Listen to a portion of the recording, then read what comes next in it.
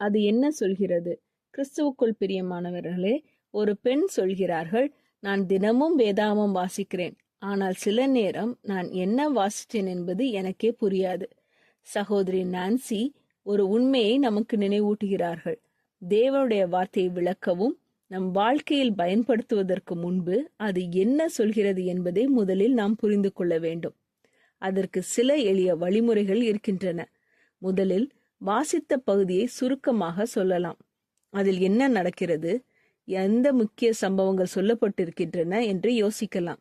இரண்டாவதாக, அந்த வசனங்களை நம்முடைய சொந்த வார்த்தைகளில் எழுதி பார்க்கலாம். அது வாசித்ததை தெளிவாக புரிந்து கொள்ள உதவும். அல்லது ஒரு செய்தி அறிக்கை எழுதுவது போல சில கேள்விகள் கேட்கலாம். இதை யார் எழுதினார், என்ன நடந்தது, எப்போது நடந்தது, எங்கே நடந்தது, எப்படி நடந்தது, ஏன் இது எழுதப்பட்டது என்று நாம் கேள்வி கேட்கலாம். உதாரணமாக, இயேசு பார்வையற்ற ஒருவரை குணமாக்கின சம்பவத்தை நாம் வாசிக்கிறோம்.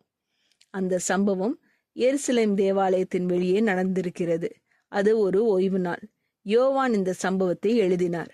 இயேசு செய்த அற்புதங்களை நாம் இயேசுவே கிறிஸ்து தேவனுடைய குமாரன் என்று விசுவாசிக்கும்படி அதை பதிவு செய்திருக்கிறார்.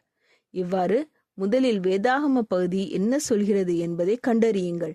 அதற்கு பிறகு அதை உங்கள் வாழ்க்கையில் எப்படி பயன்படுத்த வேண்டும் என்று சிந்திக்க மறந்து விடாதீர்கள். ஜெபம் செய்வோம். எங்கள் அன்பின் பரமபிதாவே, உமது வார்த்தையை வாசிக்கும் போது அதை தெளிவாக புரிந்து கொள்ளும் ஞானத்தை எங்களுக்கு தாரும்.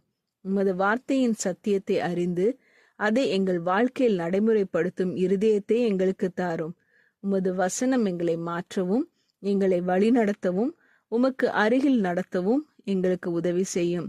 இயேசுவின் நாமத்தில் ஜெபிக்கிறோம் பரமபிதாவே, ஆமீன்.